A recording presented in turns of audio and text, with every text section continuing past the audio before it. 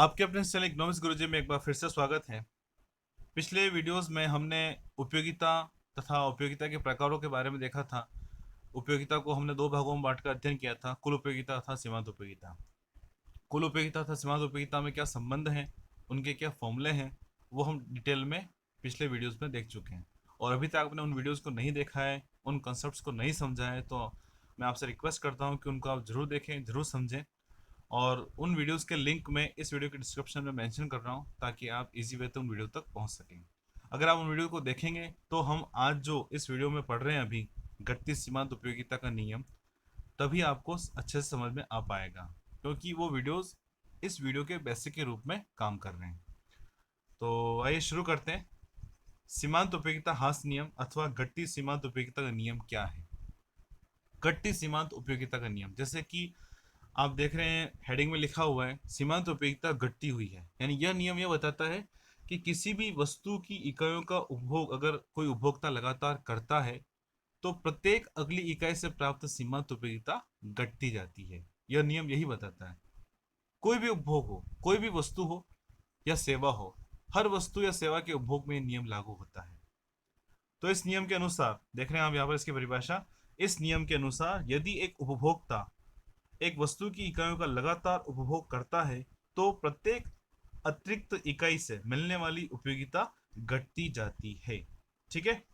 और शीघ्र ही एक ऐसी दशा आ जाती है जब उपभोक्ता पूर्ण संतुष्ट हो जाता है।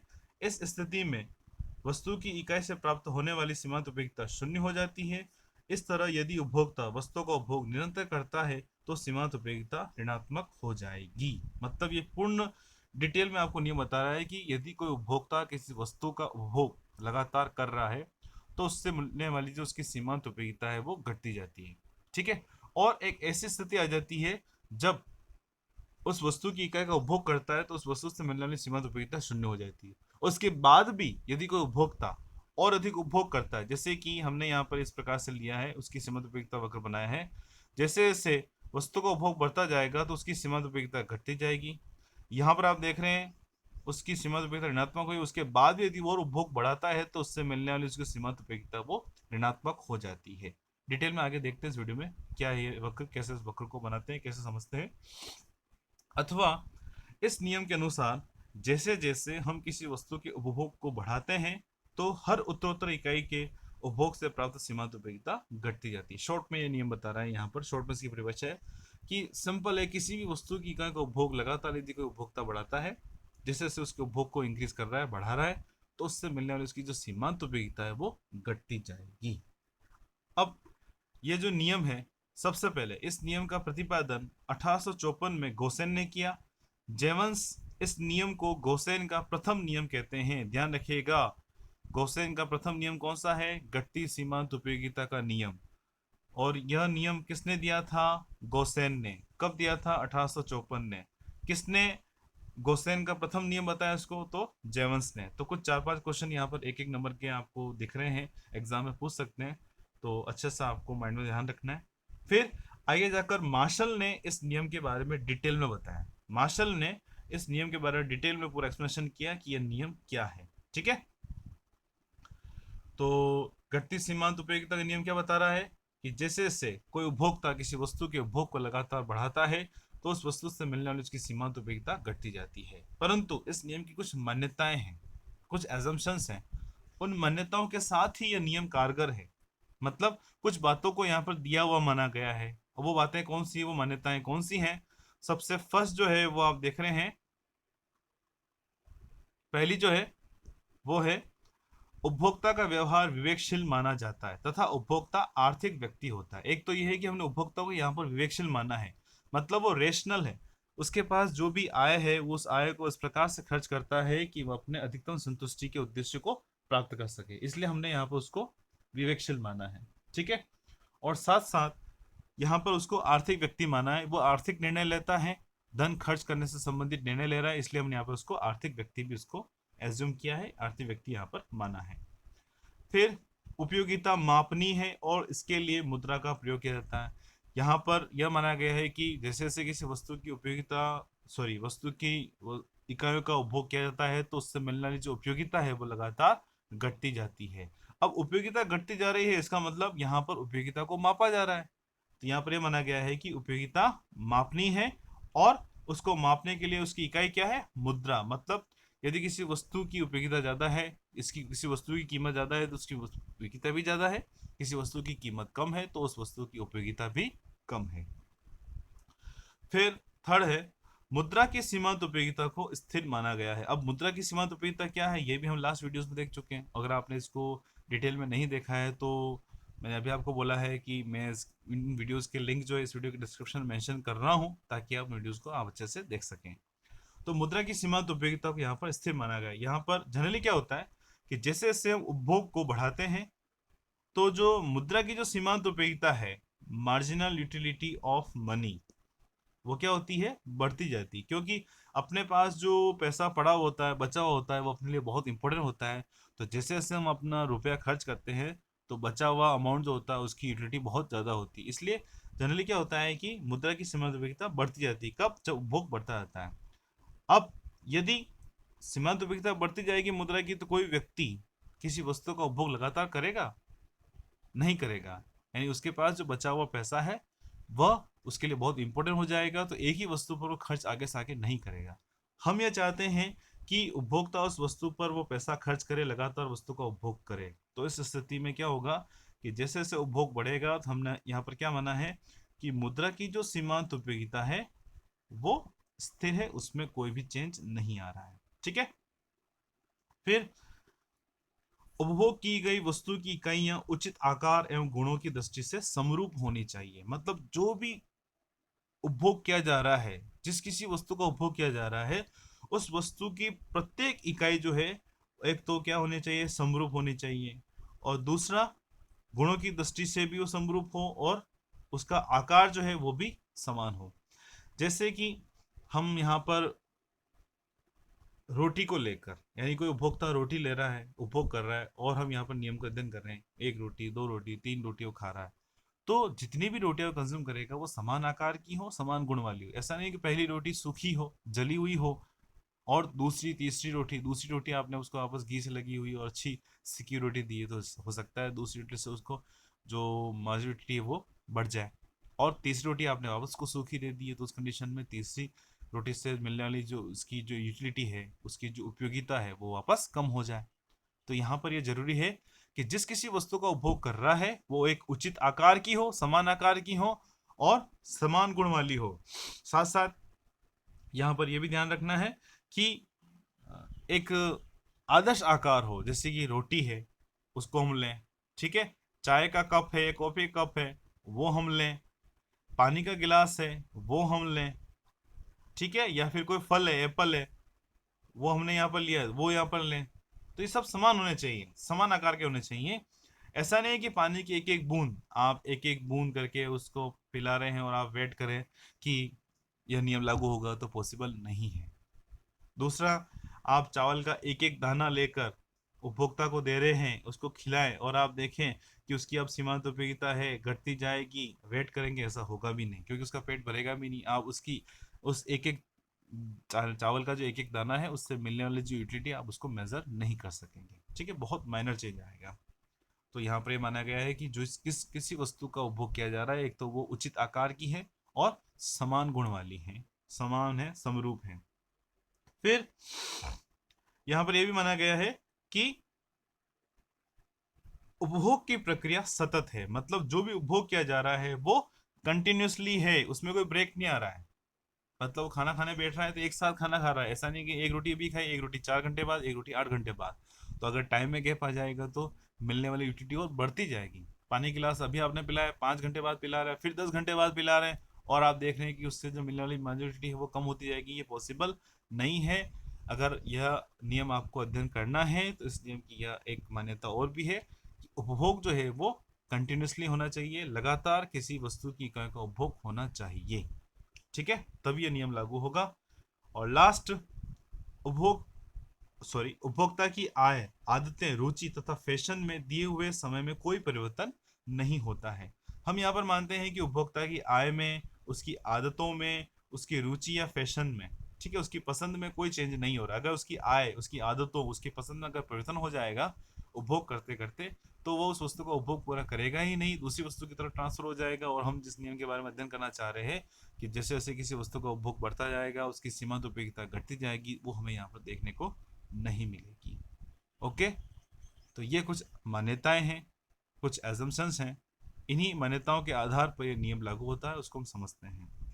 अब इस नियम की व्याख्या को देखते हैं, नियम क्या बता रहा है डिटेल में।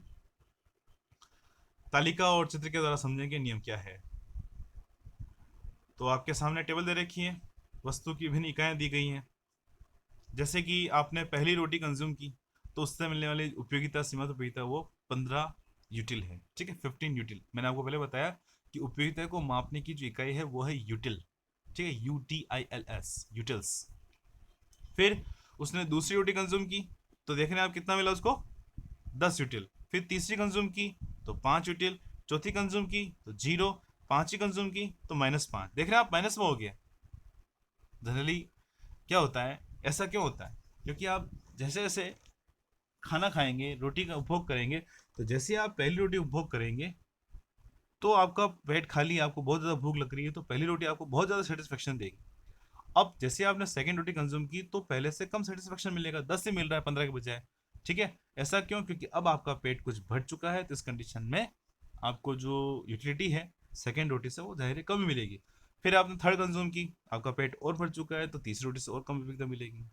फिर चौथी रोटी आपने कंज्यूम की तो आपका लगभग पेट भर चुका है, इसका मतलब आपको इससे कोई सेटिस्फेक्शन नहीं मिल रहा है। यहाँ पर जो सेटिस्फेक्शन है, जो मार्जिनल यूटिलिटी है, वो जीरो हो गई है, कुछ नहीं मिला आपको उससे। ठीक है, यानी आपके कुल उपयोगिता में कोई प्रदर्शन नहीं आया।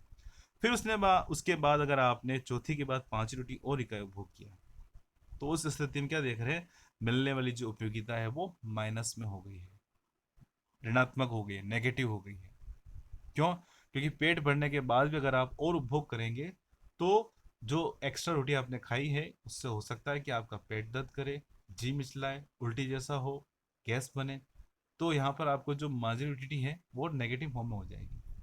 तो जाहिर है आपके सामने है कि किसी कॉमोडिटी कंजप्शन अगर हम कंटिन्यूसली करते हैं तो उससे मिलने वाला सेटिस्फेक्शन जो है वो डिमिनिशिंग ट्रेंड में होगा। एक लेवल पर एक ऐसा बिंदु भी आएगा जहां पर उसकी माइनॉरिटी जीरो हो जाएगी। ठीक है, उसके बाद अगर और कंजप्शन कंटिन्यूसली रहता है तो उस कंडीशन में उसकी जो सीमांत उपयोगिता है वो ऋणात्मक हो जाएगी। देखना -5 है यहाँ पर। ओके, अब इस नियम को हम चित्र की सहायता से भी समझ सकते हैं। चित्र आपके सामने है, देख रहे हैं, वस्तु की मात्राओं को दिया गया है। ठीक है, एक्स अक्ष पर वस्तु की मात्राएं हैं, वाई अक्ष पर उपयोगिता को दिया गया है। और आप देख रहे हैं कि जैसे जैसे वस्तु का उपभोग बढ़ रहा है, पहली इकाई का उपभोग किया तो 15 इकाई यूटिल, 15 यूटिल उसको उपयोगिता मिली। दूसरी का उपभोग किया तो 10, तीसरी का उपभोग किया तो 5। ठीक है, उसी प्रकार उसने अगर चौथी इकाई का उपभोग किया तो उसकी सीमांत उपयोगिता कितनी, 0। और चौथी के बाद अगर उसने 5 इकाई का उपभोग किया तो उस स्थिति में उसकी सीमांत उपयोगिता देखने क्या है, ऋणात्मक हो गई, जैसा कि अभी हमने टेबल देखा था। तो इस चित्र की सहायता से हम उसको समझ सकते हैं कि जैसे जैसे वस्तु के इकाई का उपभोग बढ़ता जा रहा है तो उसकी जो सीमांत उपयोगिता है वो घटती जा रही है। तो यह जो नियम है एक सार्वभौमिक नियम है, यह उपभोग का सार्वभौमिक नियम है। कोई भी वस्तु हो, कोई भी सेवा हो, प्रत्येक वस्तु और सेवा के उपभोग में यह नियम लागू होता है। बस शर्त यही है कि उपभोग लगातार होना चाहिए। ठीक है, किसी भी वस्तु को उपभोग लगातार करते जाएंगे तो जाहिर है उसके जो मिलने वाली सीमांत उपयोगिता वो घटती ही जाएगी, डेफिनेटली वो घटेगी। जैसे कि हमने खाने का एग्जांपल लिया, अगर आप पानी पीते जाएं, आपको बहुत प्यास लगी, आप 1 गिलास पानी पियेंगे, 2 गिलास पानी पियेंगे, 3 गिलास पानी पियेंगे, एक ऐसा लेवल आएगा जब आप तृप्त हो चुके हैं, उसके बाद अगर और पानी पीते हैं तो फिर आपके वो जो उपयोगिता है वो ऋणात्मक हो जाएगी। आपको घूमना बहुत पसंद है, कितना घूमेंगे, 1 घंटा, 2 घंटा, 3 घंटा, ऐसी कंडीशन आएगी जब आपके पाँव दर्द करेंगे और अपने आप को जो आप घूम रहे हैं उससे मिलने वाली जो उपयोगिता और ऋणात्मक हो जाएगी। आपको मोबाइल चलाना, गेम खेलना बहुत अच्छा लगता है, कितना खेलेंगे, 10 मिनट, 20 मिनट, 30 मिनट, 1 घंटा, 2 घंटा, 3 घंटा। एक ऐसा समय आएगा जब आप उस गेम से तृप्त हो चुके हैं, अब आपका मन भर चुका है, उसके बाद अगर आप और खेलते हैं तो आपका सिर दर्द करेगा, आंखें दर्द करेगी, यानी आपको जहां पहले उपयोगिता बहुत ज्यादा मिल रही थी अब वो ऋणात्मक हो जाएगी। ठीक है, तो इस प्रकार से हम देख सकते हैं कि यह नियम जो है प्रत्येक वस्तु और सेवा के उपभोग में लागू होता है। अब यहाँ पर अगर आप इसको कॉपी करना चाहते हैं तो इस वीडियो को पॉज करके इसका डिस्क्रिप्शन जो है वो उतार सकते हैं अपने नोट्स में, ठीक है। अब आगे बढ़ते हैं इस नियम के लागू होने के कारण। यह नियम लागू क्यों होता है, इसके पीछे क्या कारण है, उन कारणों को हम यहाँ पर समझेंगे। तो प्रोफेसर बोल्डिंग के अनुसार यह नियम दो कारणों से लागू होता है। क्यों किसी वस्तु की सीमांत उपयोगिता घटती जाती है जब उस वस्तु का उपभोग लगातार बढ़ाया जाता है, तो क्या इसके पीछे कारण है। सबसे पहला जो कारण है वह है विभिन्न वस्तुएं एक दूसरे की आदर्श स्थानापन्न नहीं होती हैं। ध्यान रखेंगे यहाँ पर सॉरी आदर्श स्थानापन्न नहीं होती है, यहाँ पे क्या देखें अपूर्ण स्थानापन्न होती है, ठीक है। मतलब जो कोई वस्तु है वो एक दूसरे की पूर्ण स्थानापन्न नहीं होती, इसलिए एक वस्तु को अब जब उपभोग हम बढ़ाते हैं तो उससे मिलने जो सीमांत उपयोगिता वो घटती जाती है, डेफिनेटली घटेगी। जैसे कि पानी और छाछ, आपको बहुत प्यास लगी है, छाछ भी है और पानी भी है, तो जनरली आप कहते हैं छाछ पी लेते हैं, ठीक है। छाछ पियेंगे, दिन भर छाछ पी लेंगे, क्या छाछ से काम चल जाएगा। सिर्फ छाछ पीने से ही आपकी प्यास बुझ जाएगी। आप 1 गिलास, 2 गिलास, 3 गिलास, 4 गिलास कितनी पियेंगे, एक लिमिट के बाद आप उससे तृप्त हो जाएंगे, ठीक है। और एक्स्ट्रा कंजप्शन करेंगे तो उससे मिलने वाली उपयोगिता आपको ऋणात्मक हो जाएगी। अगर छाछ पूर्ण रूप से पानी का काम कर जाती तो पानी पीने की जरूरत ही नहीं होती, और आपको पता है सिर्फ छाछ से काम नहीं चलता है, छाछ पानी की पूर्णतः स्थानापन्न नहीं है। तो इस स्थिति में क्या होगा, आपको पानी का उपभोग भी करना अनिवार्य होगा। तो इस स्थिति में सिर्फ छाछ से ही काम नहीं चलेगा, जैसे जैसे आप छाछ का उपभोग बढ़ाते जाएंगे तो उससे मिलने वाली उपयोगिता घटती जाएगी। ओके, फिर सेकंड, दूसरा जो है विशिष्ट आवश्यकताओं की तृप्ति हो सकती है। किसी भी वस्तु का उपभोग एक स्तर के बाद और नहीं बढ़ाया जा सकता है, जैसे एक बिंदु के बाद नमक का उपभोग बंद करना ही होता है, और यदि उपभोग जारी रहता है तो सीमांत उपयोगिता ऋणात्मक हो जाती है। जैसे कि आप खाना खाने बैठे हो, सब्जी में नमक कम है, तो आप जैसे जैसे नमक ऐड करते हैं, एक बार नमक डाला, कुछ टेस्ट में चेंज आया, अच्छा लगा आपको, आप सब्जी अच्छी लगेगी, ठीक है। फिर उसके बाद आपने और ऐड किया, यानी आपने जो नमक डाला था उसकी उपयोगिता आप समझ रहे हैं कितनी है आपके पास। फिर और नमक डाला और टेस्ट थोड़ा सही हुआ, और नमक डाला थोड़ा टेस्ट और सही, यानी अब यहाँ पर सब्जी आपके खाने लायक हो चुकी है।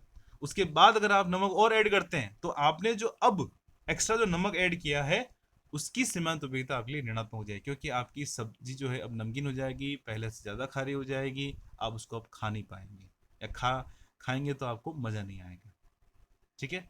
तो यहाँ पर क्या हुआ, नमक का उपभोग आप लगातार बढ़ाते हैं, 1 चुटकी, 2 चुटकी, 3 चुटकी, जैसे आप नमक के उपभोग को बढ़ाया तो उससे मिलने वाली सीमांत उपयोगिता लगातार घटती जाती है, और अगर एक लिमिट के बाद आपने उसके उपभोग को और बढ़ाया तो उस स्थिति में उसकी सीमांत उपयोगिता ऋणात्मक हो जाएगी। ओके, तो आई होप ये वीडियो आपको समझ में आ रहा है, जो भी कॉन्सेप्ट हमने समझे हैं उसको आपको समझ में आए होंगे माइंड में। अगर आए हैं तो इस वीडियो को लाइक ज़रूर करें, नहीं आए तो डिसलाइक करें, कोई दिक्कत नहीं।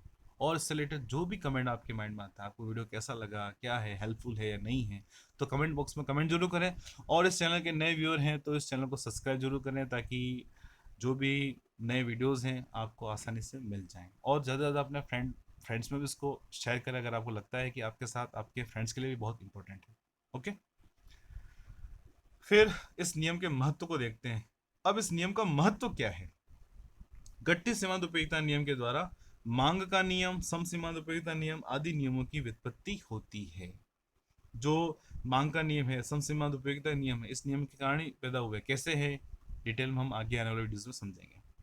फिर आगे आता है कि इस नियम के उपयोग से सार्वजनिक वित्त में किया जा सकता है, तथा इसकी सहायता से आय के वितरण की असमानता को कम करके सामाजिक कल्याण को बढ़ा सकता है। जैसे जैसे हम जानते हैं कि धनवान के लिए मुद्रा की सीमांत उपयोगिता कम और गरीब के लिए अधिक होती है, अतः अमीरों पर कर लगाकर इस राशि को गरीबों पर खर्च करने से सामाजिक कल्याण बढ़ता है। हम जानते हैं कि अमीरों के पास बहुत पैसा होता है तो उनकी जो सीमांत उपयोगिता है धन की, वह कम होती है जनरली। अगर सरकार उन पर टैक्स लगाए तो उन पर इतना फर्क नहीं पड़ेगा, अपने कुल आय में से कुछ पैसा अगर वो कर के रूप में देते हैं, टैक्स के रूप में देते हैं सरकार को, तो उन पर इतना फर्क नहीं पड़ेगा। जबकि गरीब, उनके लिए धन की, मुद्रा की, आय की सीमांत उपयोगिता बहुत अधिक होती है, उन पर यदि कर लगाया जाएगा तो बहुत अधिक भार पड़ता है, वो इतना कर नहीं दे पाते हैं। तो सरकार क्या करती है कि सार्वजनिक वित्त में इस नियम का उपयोग करती है। अब यहाँ पर धनवान की पास मुद्रा की जो सीमांत उपयोगिता बहुत कम होती है, या गरीबों से कम होती है, क्यों, क्योंकि उनके पास पैसा ज़्यादा है, पूर्ति में ज़्यादा है धन। तो सरकार उन पर कर लगाती है और उस कर से प्राप्त मुद्रा को, आय को, रुपए को गरीबों पर खर्च करती है, जिससे कि समाज में जो आर्थिक असमानता उसको कम किया जा सके। ठीक है। नेक्स्ट, इस नियम की सहायता से हीरा पानी विरोधाभास की व्याख्या की गई। अब हीरा पानी विरोधाभास क्या, हम आगे देखेंगे। अभी हीरा पानी विरोधाभास की व्याख्या की गई है। इसके अनुसार पानी जो जीवन के लिए आवश्यक है वह काफी सस्ता होता है, जबकि हीरा जो जीवन के लिए आवश्यक नहीं है वो काफी महंगा होता है। अब ऐसा क्यों है, इसको यहाँ पर हम समझते हैं। हीरा पानी विरोधाभास क्या है? विरोधाभास मतलब विरोधी प्रवृत्ति। जनरली हीरा जो अपनी लाइफ के लिए बहुत कम इंपॉर्टेंट है वो सस्ता होना चाहिए यार, और पानी जो अपनी लाइफ के लिए बहुत इंपॉर्टेंट है वो बहुत महंगा होना चाहिए, जबकि यहाँ पर उल्टा है। पानी बहुत सस्ता है, हीरा बहुत महंगा। ऐसा क्यों है, समझते हैं। तो हीरा पानी विरोधाभास के अनुसार पानी जो जीवन के लिए अति आवश्यक है वह काफी सस्ता है, जबकि हीरा जो जीवन के लिए आवश्यक नहीं है लेकिन काफी महंगा है।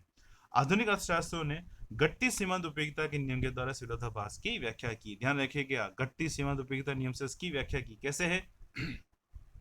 इसके अनुसार किसी वस्तु की कीमत उससे प्राप्त कुल उपयोगिता द्वारा निर्धारित नहीं होती, बल्कि यह सीमांत उपयोगिता ही है जो उस वस्तु की कीमत निश्चित करती है।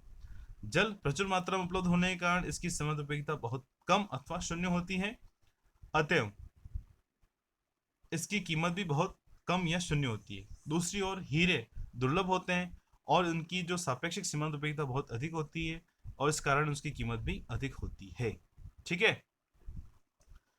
अब बात आती है यहाँ पर कि जो उसकी जो कीमत निर्धारित हो रही है वह कीमत उसकी सीमांत उपयोगिता के कारण हो रही है। किसी वस्तु की उपयोगिता ज्यादा है तो उसकी कीमत ज्यादा होती है, किसी वस्तु की उपयोगिता कम है तो उसकी जो कीमत है वो भी कम होती है। परंतु यहाँ पर उल्टा है।